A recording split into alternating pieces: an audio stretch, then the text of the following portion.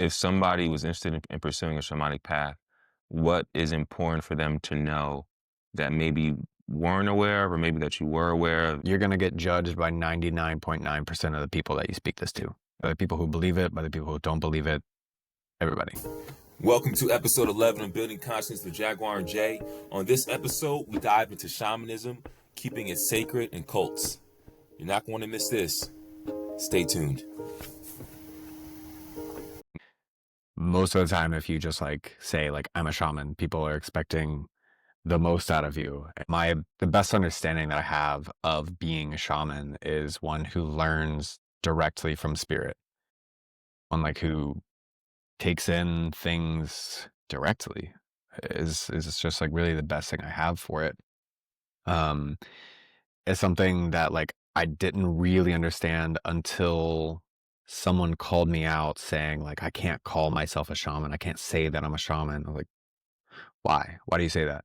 And their answer was you have to be trained by, and you have to be bestowed this name, this title. And I was like, that doesn't vibe. There's something in me that says no to that, but okay. Then I went to the shaman that trained me, that I've done a lot of work with. I'm going to ask him, I was like, what is it to you? What does it mean? And when would you say you become a shaman? It's like, you learn directly from spirit. You get from spirit. No one can give you the title of shaman because you are learning on your own. There's no one to teach you this stuff because it's unique to each individual. My understanding of what it meant to be a shaman, shamanic practice was to maybe saying in different words and maybe a little bit differently in general, is a person who is just in harmony, connected to nature, to themselves, obviously source and spirit, someone who is a multidimensional being. Potentially they're literally going in between different dimensions, whether it's through the dream state or astral travel, or through or working with spirit through plant ceremonies and all these different things. Maybe having a direct relationship to the different plants and understanding what the plants and trees are saying. Even the wind, just to have that just having a deep connection with all the different elements. Yeah. And healing Yeah, everything. all of those. Mm, Everything that you were just mentioning is all receiving information directly from spirit. mm, It all is. So when I go up and touch a tree and I can feel what it's going through or what it's trying to give me, that's part of that shamanic practice.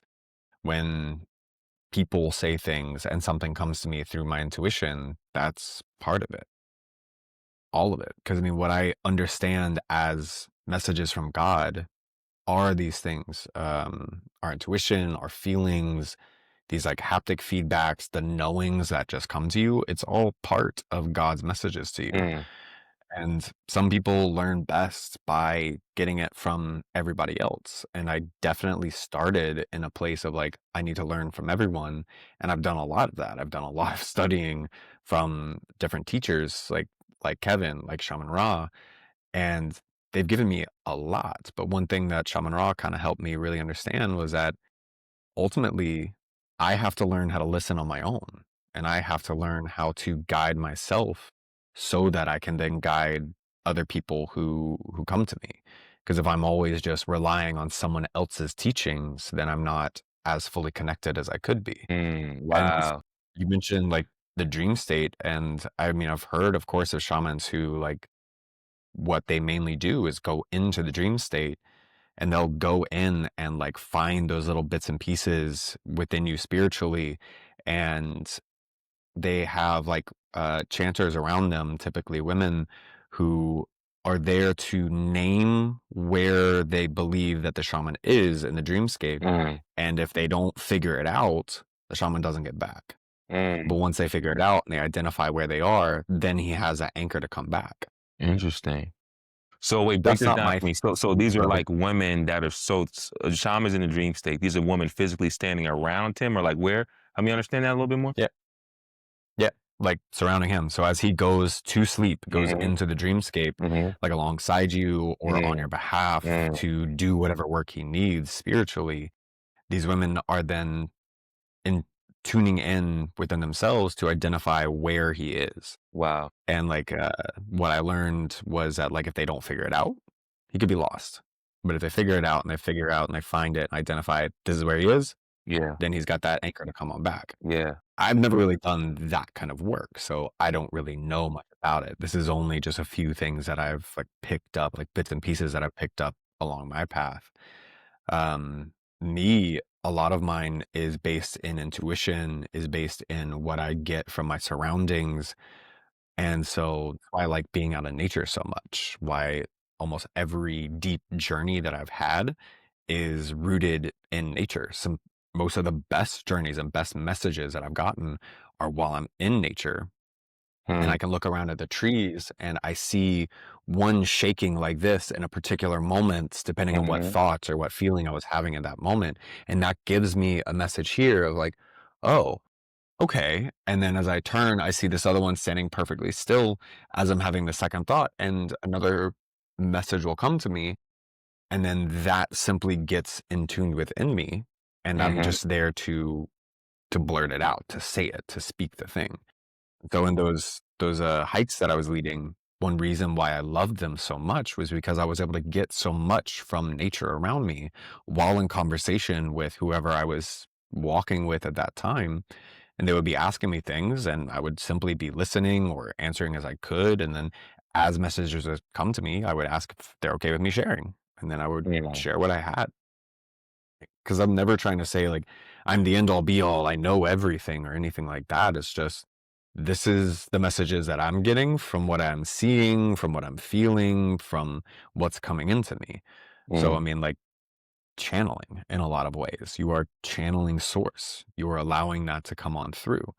So to me, while being a shaman and like shamanism is very sacred and is very important, I also don't think it's nearly as exclusive as some people would like to say it is. And mhm, saying like, oh no, no, no, no, no, there's only like one out of like all of these hundreds of thousands of people.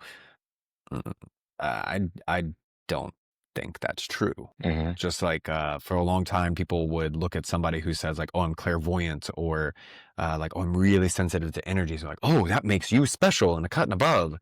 No, we're all clairvoyant, and we all can read and feel energies. It's 100%. just some people are much deeper tapped into that Mhm, from a natural state, mhm, and some people have to learn it and take mm, more time to learn it. mm, But we are all capable of it. mm. What would you say some misconceptions are of shamanism, and like maybe even some of like the negative stereotypes that shamanism may have? What I've run into, because I can only talk about what I've run into really, because that's one reason why I say like I'm in training because I only started my training like 2 years ago ish. But what I've run into are people who are expecting it to mean something along the lines of like being a priest. Mm, Um, so you have to act this certain way. You can't be doing these things. Shamans don't do that. Shamans only act this way. You must do this. You have to believe this way. No, that's why I lean on this. It's directly from spirit to you. It's personal. It's all about your journey and what that brings and what that gift you can bring to the world is. Because all of us have particular gifts. All of us have these different capacities and capabilities of what we can do and what we can bring. You either hone them or you don't. And so many people that I've run into, feel that you cannot do certain things if you're a shaman, as if you're a priest, you know? So, like, priests taking, like, a vow of celibacy, and this is how I stay pure for God, but they're really just cutting themselves off from an essential piece of what it is to be human in order to mm, be pure. mm, That makes no sense to me at all. mm, And for a while, as I was beginning down this path, I was struggling a lot with reckoning this like new spiritual aspect of me and how I was stepping into leadership and how I was learning more and more about this spiritual path. And also recognizing I had to be taking steps on my own. I couldn't just sit around and learning from other people constantly. I had to take action on my own. I had to start trusting myself to know what to do. And in that, I've run into people like somebody who said, the person that said, like, you can't call yourself a shaman. Mm, mm, But that's her judgment yeah. of what a shaman is and what it means to be. And Mm, when I talked to Shaman Ron, he gave me that answer of like, yeah, nobody bestows it upon you. mhm, It's something that happens because spirit is giving you these things. He mm, didn't call himself a shaman for a very long time, just as like I don't really call myself a shaman. I am on a shamanic path and I am learning shamanism. But right now I'm not like claiming like I am Shaman Jaguar. Like I am, but I'm not trying to blast that to the world mm. because I'm very much recognizing I am in training. There's so much I don't know, but there's so much I'm learning. What So a lot of it, in my opinion, is like stepping out in your own power mhm, and understanding that like what you need is going to be there. mm. What the other person needs from you is going to be there and trusting that. If somebody was interested in pursuing a shamanic path, what is important for them to know that maybe weren't aware of, or maybe that you were aware of? You're going to get judged by 99.9% of the people that you speak this to, Mm, by the people who believe it, by the people who don't believe it, everybody. The people who don't believe it simply think you're crazy or think that you're self-aggrandizing or you're worshiping the devil, mhm, whatever their particular opinions may be. The people who do believe it tend to then go, what are you talking about? Of course you're not. mm. I just saw you doing this. Of course you're not. Okay. Again, just their judgments of what it is supposed to look like from what their ideas of something is supposed to be. Yeah. Yeah, the demonization of things that we don't understand is very real. Something that I continue to work on with myself, with other people, and with myself, and that I also notice. And it's like when I really start to understand myself more and I start to understand other people more, what I start to notice is that like there at some level there's like a good intention. Like regardless of how it plays out or how it may look to me, like at some level, there was some good intention about what they want to bring forth for either themselves or for a group of people, or there's some attempt to, or some intention to like make life better in some way, shape, or form. Most of the time, like it's not, Yeah. and so as I start to get out of my very narrow egoic perception more, and start to tap into like, oh wow, like what is it that this person is looking to achieve, then whatever, whether it's shamanism, or I've had people judge me about wanting to astral travel, or creatorhood, or sacred sons, or whatever the thing is that might not seem super mainstream. um once like once I understand like the good intention behind it, it takes away all of that demonization, because it's that's not really what it is. And I think it's important, for anyone listening, that if there is that judgment or demonization, or whatever, and you know in your heart that you're not causing harm, and that there's a intention to like make the world better, there's some contribution that you wanted to bring, not to play into that energy of uh that either that guilt or that fear, or judging yourself, or feeding that energy of yeah, demonization, like because my issue, my challenge is like when I've been judged is starting to believe the lie that what I was doing was bad. Yeah. I mean, I want to refer back to the same woman that was telling me that you can't call yourself that shaman. Hmm. Now I kind of look back at it and laugh. Hmm. But to your point, when I think about it from her perspective and what she was trying to do, she was trying to make sure that I wasn't overstepping some process that she believed that everyone had to go through a particular process, Mm, that I wasn't overstepping some kind of ritual, that I wasn't overstepping myself, and that I wouldn't be basically shooting myself in the foot with like mm, the spiritual community to be saying that, yes, I'm walking down a shamanic path and like I'm a shaman in training.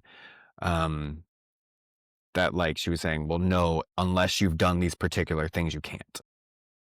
but she was also looking at it from a very particular um, viewpoint, not of shamanism, but more not priesthood, because she didn't believe in, it wasn't priesthood. It was she was Hare Krishna, and like that was like her belief set. And so they have a very particular path of like moving up within like the ranks of Hare Krishna. And the more that she would talk to me about it and I would understand, the more that looking back, I recognize that's more of the path that she was feeling that everyone would have to go on. And that was what she was thinking I needed to hold to. Otherwise, I would be excommunicated. I would be thrown out of, I'd be ridiculed. Maybe I will. Mm. Maybe people will judge me, but okay. The thing is, the people that need me and need my gifts to help them unlock their own gifts are the people that are going to find me. They are the people who are going to commit. And I'm going to be here available and open to whomever needs or is open to. And if you're not, you're not. And to me, that's okay. Something that you said that really resonates with me is like these different pathways to God, to like living out purpose and like recognizing that my path might be, my path is not yours. There's some overlapping. There's places where we can collaborate. But then there's spaces and places where like where we're going to be doing different things. There might be places where we have different perspectives on things, but it doesn't mean that either of us um, or someone else is on the wrong path. And it's like allowing other people to be on their path. It's like they're seriously not doing harm. Um, Maybe they're dealing with some discomfort, but they're not doing harm. And they really believe in what they're doing. I think there's benefit to checking somebody or holding them accountable and maybe helping them think something through. But I think like for me to discourage someone else who's really on their path and like I see like they're really committed and devoted and like, that I don't know, I just um uh, I say that because I'll speak for myself. The the amount of judgment that I've received for, pursuing Reiki and wanting to like astral travel and my love of crystals and of sacred sons and all these different things, my participation in Creatorhood and light beings, certain things being occult or, it being demonic. And the thing is like, how can something that makes you a more virtuous person, more loving, more caring, more gentle, more kind, more confident, more and like having more integrity, all these things, more noble, all these things, like if that's what it's actually doing, like how can that be true, right? And so that's another thing too, and I don't know if we talk about this in another podcast, is like when discerning whether something is, I only say out the light in the dark, if something is impactful in a way that's going to help and uplift oneself or humanity, it's like, is it making this person more virtuous? Like that's always my litmus test. Like, what is a litmus test? It's like, okay, Yeah. am I becoming a more virtuous person? Cool. Then and then it's up to me to not allow those other opinions to shape or affect my path forward. Mhm. So I was just having a conversation about something very similar Mm, today. mm, I was telling a friend about my birthday weekend, and I mm, mentioned how, I combined it with some of the Light Beings community activities mm, because I do those anyways at that time of the month, and we celebrate the birthdays of everyone within that like appropriate astrological sign. mm, So this was the Gemini month, and mm, so I'm a Gemini, so I was there and like, all right, yeah, let's celebrate. Started to celebrate everybody, but I also wanted to celebrate me. So I mm, had some things that I wanted to do.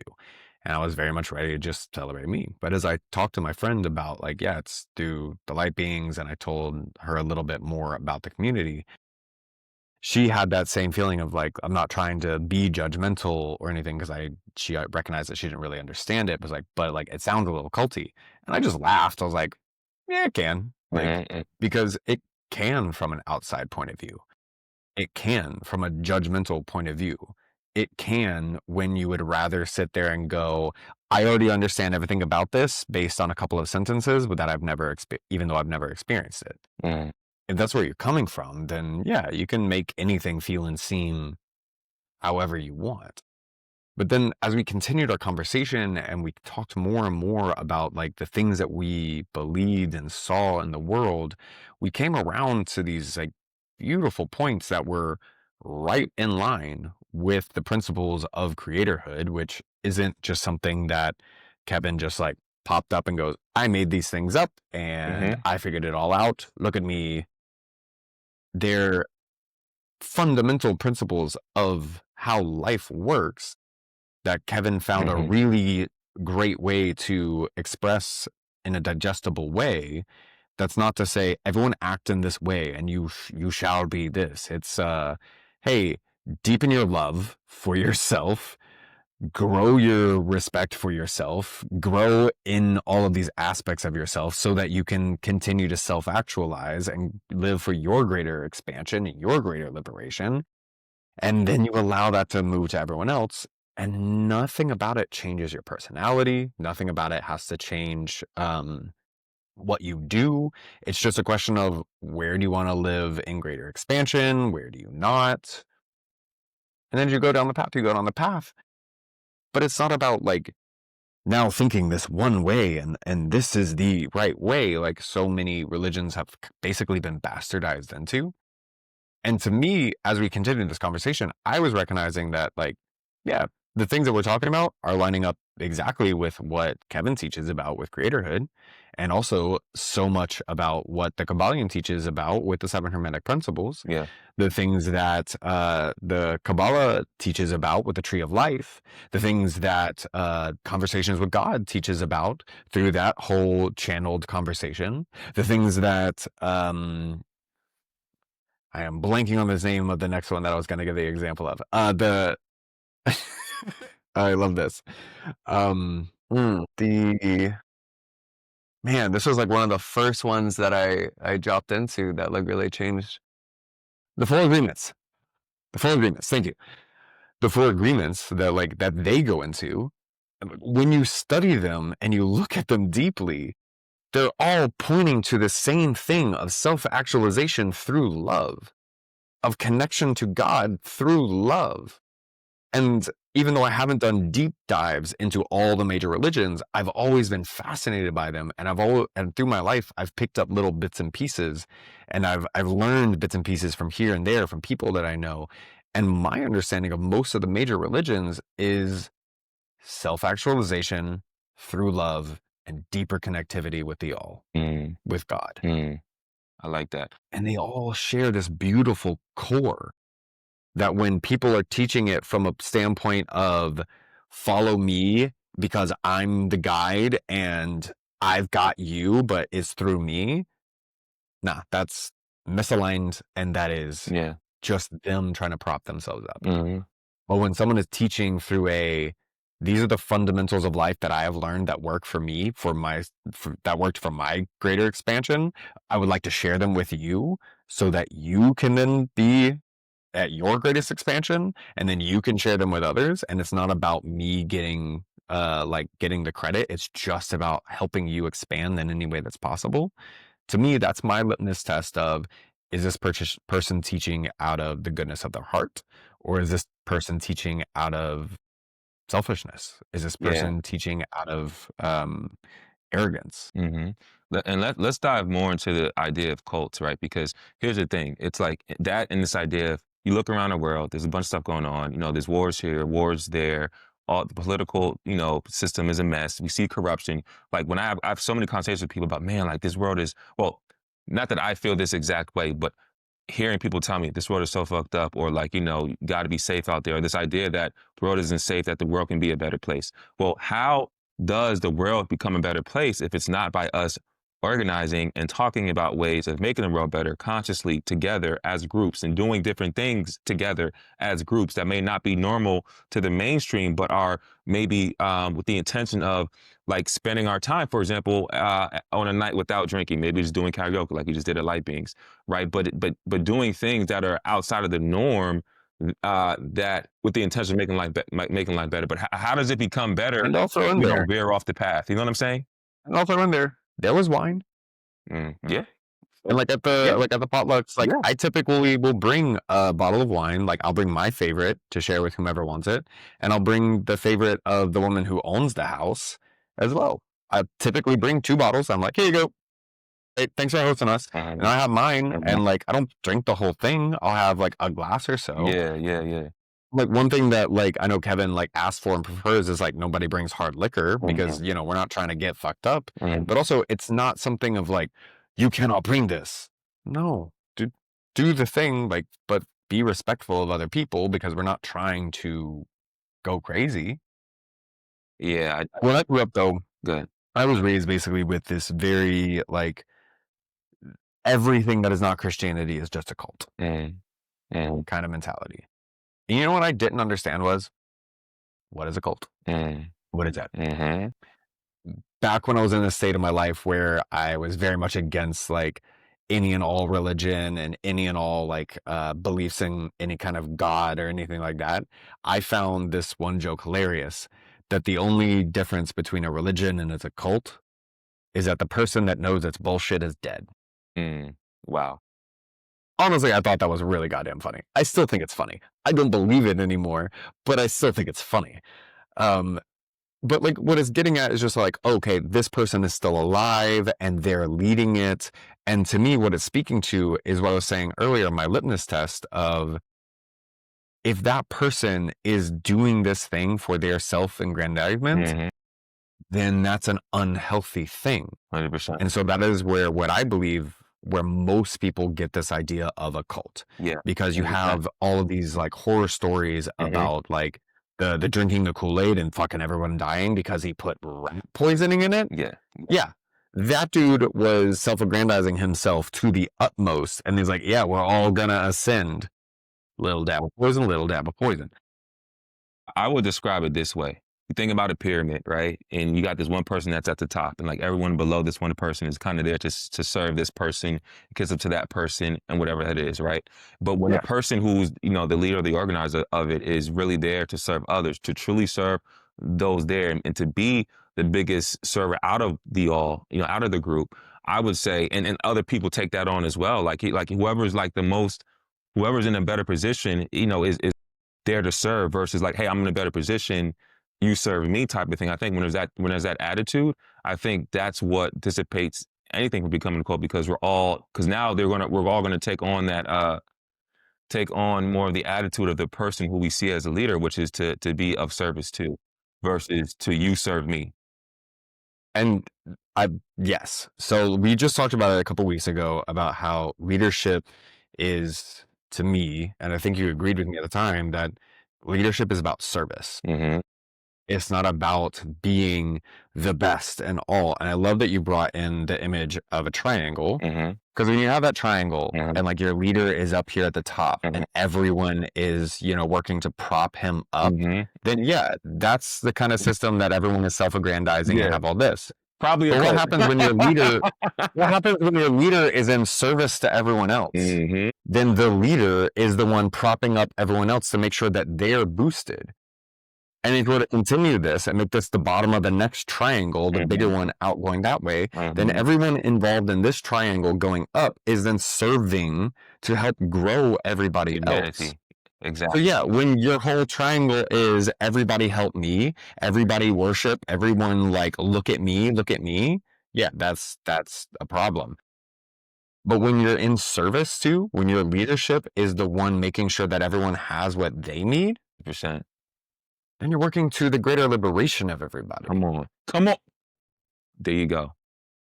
There you go. Is that simple, man. I would definitely agree. And I really feel like I really It wasn't a mic, but I dropped my pen. nah, you drop that shit, man. Drop it.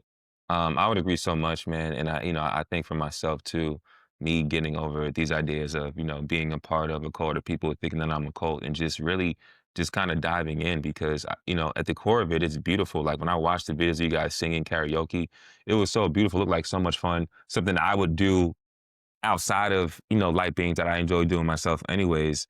And yeah, it doesn't always have to look like a sacred circle or like some type of like deep meditation. Like it's we explore it all. We do the deeper meditations and the mirror work and all those things, but we also do things that, might seem a little bit more relatable to a person who's never been in like a spiritual type community before. So it's such a beautiful space. I find the value in the community, and which is why going back to this whole triangle thing, Mhm. if this is the way you're oriented, the focus is not about the community. Mm. This is the way that you're oriented, the focus is on the community. Ooh. The focus is on everybody coming in that needs the propping up.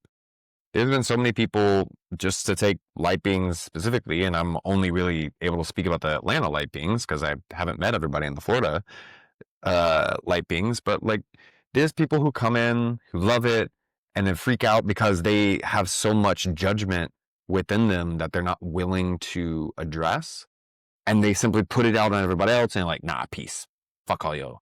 It's like, Mm. okay, that's okay, but we're here if you want to actually talk about it. There was a couple of months ago that someone who's been around longer than I have, she almost walked out because of a particular comment that hurt her feelings. Mm. And all of us understood why her feelings were hurt. And none of us were trying to say, you must stay. But it was like hey, yeah, we're going to hug you and say goodnight if that's what we want to do. But are you willing to talk about this so that we can understand it, so that we can try to get on the other side of it Mm. and all be in a better space? And Mhm. she was willing to, That's thankfully. beautiful. She That's a was willing beautiful to say thing. exactly what it was Yeah. that had made her feel the way that it was, and then allowed us to all just simply be there with her. And she allowed herself to fully feel it. By the time she was on the other side of fully feeling it and hearing where the person who made the comment was coming from and where the rest of us were coming from, she saw that she was still in this state of not feeling as if she was like on our level, as it Mhm. were. It's not true, but that's where she was feeling. That's where she was coming from, because she wasn't feeling that things were coming as easily for her. But then we were also able to look at the way that she was talking about things. There was a lot of "I want this" statements. There was a lot of "I should be here" kind of statements. These things that we've talked about in past episodes that are directly the things that can prevent you from getting where you're actually going, and prevent your abundance by saying, I want, therefore I do not actually have, so I will not get. Saying, I should be here, so a value judgment, rather than accepting, this is where I am, let me learn from and be in this with everything that I have. She was still having these kind of narratives, and that's okay, but she wasn't able to see them until she was willing to take a second and go and be vulnerable and say, yeah, I was hurt by this.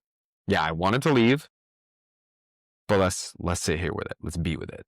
And it turned into such a beautiful conversation that at the other end of it, she didn't leave. She sat back down. We all hung out, and it was just a good time because no one was trying to judge her. No one was trying to say, you must think like us. You must do this. It was like, but let's at least understand what's going on. Mhm. So we're working together. Mhm. And I got to share a bit with her about my experience, because it became relevant, and that she was saying that sometimes it's not so easy for her to be in the light beings, that Mhm. it's challenging for this reason and this reason. Mm. And I'm saying these vaguely because I do not want to be sharing someone's story that's not Yeah, my yeah. own. But then it became relevant for me to say, did you know that like it wasn't so easy for me at the beginning of when I started with the light beings? I was like, I started and I recognized immediately these are things that I want to learn because I realized this is going to help my growth. So I dedicated myself to it. But I was also in the process of breaking up with my ex-girlfriend who had also joined at the same time. Mm. Yeah. So we were both entering into the light beings at the same time Mhm. for our reasons of our own growth and whatnot. And I had to sit there and watch her be completely smitten, just like drooling over one of the men that was also there. And to me, wasn't so comfortable, wasn't easy, wasn't nice. The man that she had a crush on knew it, saw it, and was aligned enough to recognize not about to entertain that, and simply lived within his alignment and just like, did everything in a really good way. But it still was painful for me seeing her Mhm. in this way. Yeah. But I still chose like, nope, I'm going to be here with it. I ended up talking to that man later, and like we got on a good page about everything. And then eventually it petered out because eventually she told the man that, and he was basically like, no, not interested, not going to happen in that way. I'm here as your brother, you're here as my sister. And then at that point, she fell out. Mm, But the point to that I got to make with her was like, for those first few months, it sucked mm, and it was rough. But by facing it and being there with it, being with that uncomfortability mhm. was what helped push me beyond and like Yeah, push me through. yeah, And yeah. so like to kind of take it back to the beginning of the conversation with the shamanic journey, Mm, that's what I've been doing for the last several months is like facing other people's uncomfortability and pushing on through it and being okay with that and allowing for someone to be judgmental, allowing for someone to not understand, or allowing for someone to have whatever understandings that they think that they have and just being there with it, them being there with them with it. I think I said that right this time. And then just ask questions and be there with them until we're finally understanding each other. Something that a good friend of mine helped me understand that I wasn't doing such a great job at because I wasn't asking enough questions. And mm, these are all those things that like spirit brings you. It's like, hey, you need to learn this. So here's a painful lesson, mhm. or not Yeah, so man. painful. Develop. I feel like, the real spiritual work, like the hardest spiritual work for me, um, and I think for people in general is learning to be alone and learning how to be in community, right? But like to intentionally like be alone and to like intentionally be in community, there's edges, there's things that we just don't see that come up. And I know for sure, like being in community, all the scenarios that need to be met are gonna come up some way, somehow. Like you mentioned your story. I've had a similar story myself. Dealing with I've dealt with people stealing and, how do you handle that? And just so many scenarios of being in community. Like, who do I allow? Like, what are my standards for people that I allow into my inner circle? How do I do that? Because I was just allowing any and everyone who seemed to like me. Okay, they like me, cool, come on in. But they weren't necessarily the best, for my energy. We were not aligned with the values and standards. So there's this so much that goes into building a better society. So yeah, sometimes when you see a cult, that cult could have started out and in a good place, right? But there's so many things that come up. So now you're not just dealing with the darkness of one person, you're dealing with the darkness and the light. You're dealing with the darkness and the light of the entire group. And so there's a lot of energy there that has to get met in order to keep that collective energy and integrity and on the right path. Speaking of that on, path and with shamanism, part of my understanding of it is like how to in, incorporate and integrate that darkness within oneself, how to understand it, how to love it, so that it can be used for the light, so that we can become more grounded beings, more aware beings, more conscious, more expansive, and that things that look dark are not just automatically deemed as scary or wrong; they're understood. Yeah. Yeah. Just like with anyone's personal growth, if you do not understand and address and basically live with your shadow forward and you try to hide that, it just gets stronger and it gets harder to deal with. And it's going to show up in your life in more obvious ways. If you were a leader of a community and you don't deal with your shadow, if you don't deal with your darkness, Mm-hmm. it's gonna come up. And I've 100%. talked about this on this podcast, how like I'm no longer in leadership for that hiking group that I was a part of because I hadn't really understood and dealt with that aspect of my shadow. And for me, it was that like I'm a very sexual being and like I want to be able to be in like this be able to express that and be living in it.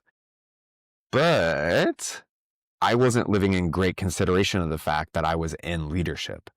And I had to be sure that that leadership meant to draw certain lines and to be in guardianship of other people while they're here for healing, while they're here for learning. That was something I didn't really understand or know yet because I was still so new to being a leader. Yeah. So I tripped all over myself in that Mm-hmm. process. But it helped me then understand that, oh, by knowing this about myself, by understanding these aspects of myself, and by living without hiding them, they're things that I begin to offer.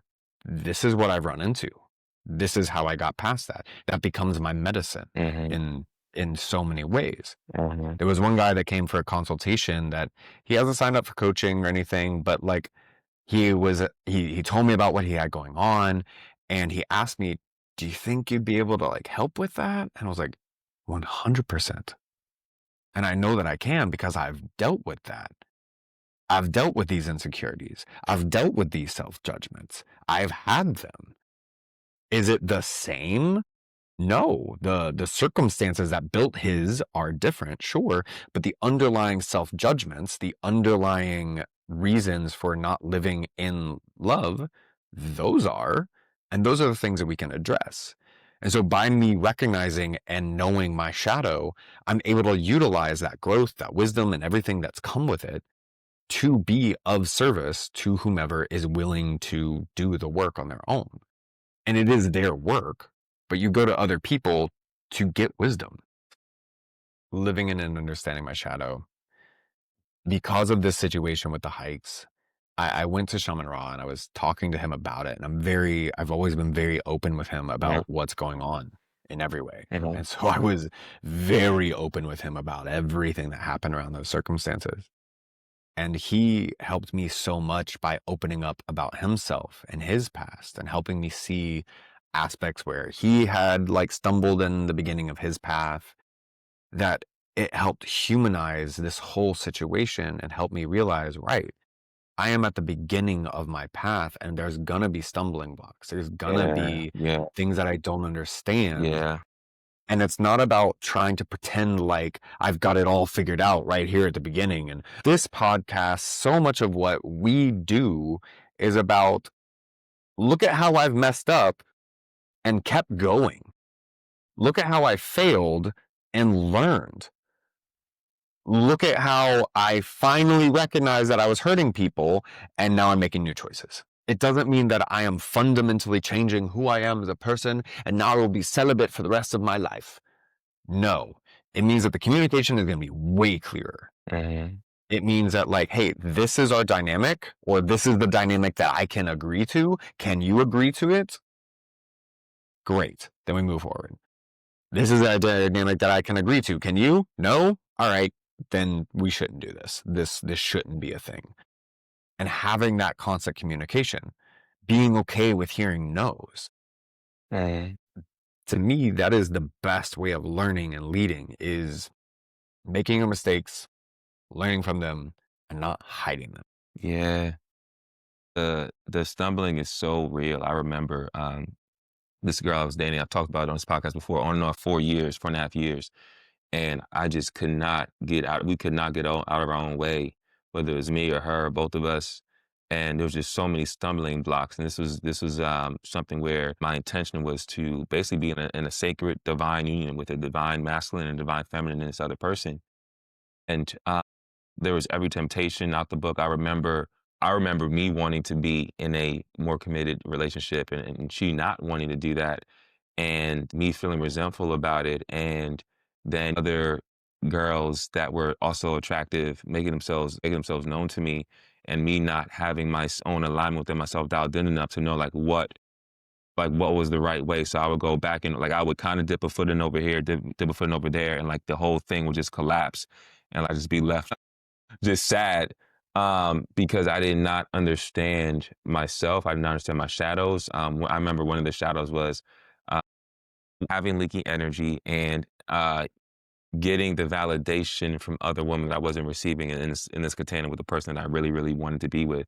And I wasn't saying it overtly. It was just in my undertone. It was in my body language, and it wasn't even something I was at first conscious of that, but then it was brought to my awareness, and there's just different things around when being in a really sacred container, like how to carry myself, but then also too, it's like also honoring myself and like realizing, hey, I'm looking for a certain type of commitment and a certain type of container, and like honoring that. So even me just allowing myself to be in that situation where I never really felt safe. Again, that's just part of the whole stumbling to me being able to. So then now, fast forward to the person I've been dating. I remember I knew the first thing I was looking for just off the bat was just consistency, like not the hot cold. I like you one day, I don't like you the next day. But I just was able to start dialing up. This is what I'm willing to accept and have that more dialed in. And before I didn't have that dialed in, I would stumble. I would definitely stumble. And that's where shit can get a little crazy. But I think part of the journey too for me has been accepting those stumbling blocks, accepting where I've um not honored or loved myself or not honored or love the other person, and realizing like the whole intention initially was to honor myself and the other person. Like how do I bring it back to that place of love? Which I feel like is so much of what this journey is about, is bringing it back to a place of love. Yeah. One thing I love that like Sacred Sons introduced was the idea of keeping it sacred. Mm, Um, I had never really given a whole lot of thought towards it. Of yeah. course, the word sacred had come up plenty of times through my entire life, but like really trying to think about what it means to keep it sacred. What is it? Everything, anything. What does it mean to keep it sacred? And like one of my favorite definitions that I heard through it is the intentionality that you put into everything that you do. How much intentionality do you put into it? So is the process of picking up your phone and texting this person sacred enough to you to put all of your attention to it? Mm, Is doing this podcast sacred enough ooh, to me to put my phone on do not disturb, which it is. It always is. And I was just messaging someone a moment before and I didn't have time to tell them, I'll talk to you in a minute. Do not disturb. Put it away. mm, Because this is us this time here to mm, devote to this podcast. mm. And so just putting all of that attention, how can you keep these things sacred? And like, I love that about like this walk, about this path. Yeah, when I think about what it means to keep it sacred in this moment, what's coming up to me is being present, being like super engaged. I forgot exactly what we were saying, creative, but being present, being like really engaged, being really locked in. We engaged in a moment. That's for you, Kev. Um, but yeah, but being present, being locked in, not wavering in my focus, being in that moment and feeling my whole beingness, and feeling whatever energies in that space, being one with that, being one with, I think is a part of keeping it sacred, being one with wherever the attention is being placed, and instead of being split in some way, or some sort of duality with what's happening in the present moment. We can be one with the moment. That to me is keeping it sacred. I think that's beautiful. I think it's absolutely beautiful. Thanks for tuning in to Building Consciousness with Jaguar Jay, where we explore spiritual concepts and aim to break them down in a practical way for everyday use. If you enjoyed today's episode, don't forget to like, subscribe, and hit that notification bell so you never miss out on future content. If you have thoughts or questions, drop a comment below or connect with us on Instagram, jdoss545 and build_with_Jaguar. We love to hear from you. Until next time, stay curious, stay inspired, and remember, we are the authors of our own reality. This is Jaguar and Jay, signing off.